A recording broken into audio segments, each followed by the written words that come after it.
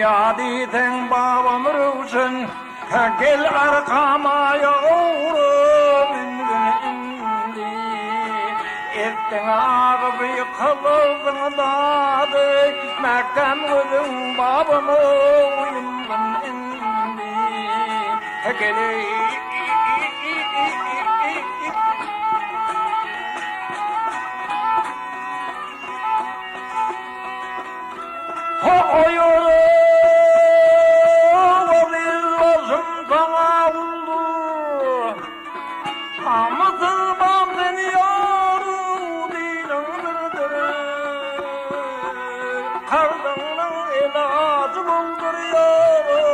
Tatlı kaldın babamı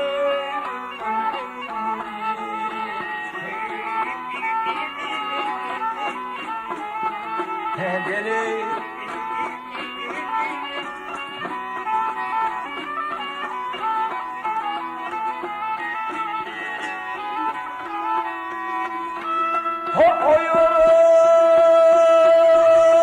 Gezgin babam her yanda kız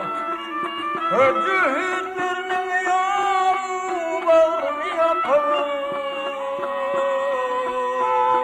Gökselleri boynuma takıp yiyorum Mektemun babamı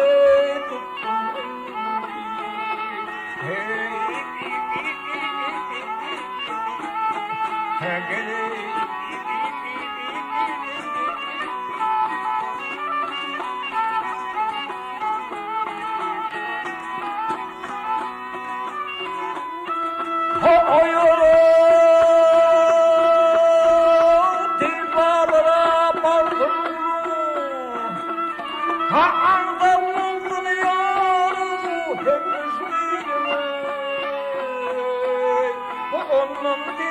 Naftalı bunun yâre Medine'ga babamı kayttım indi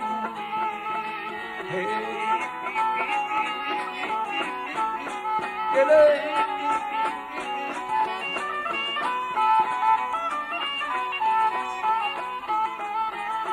Medine'ga babamı kayttım indi Kırdım kalat babamı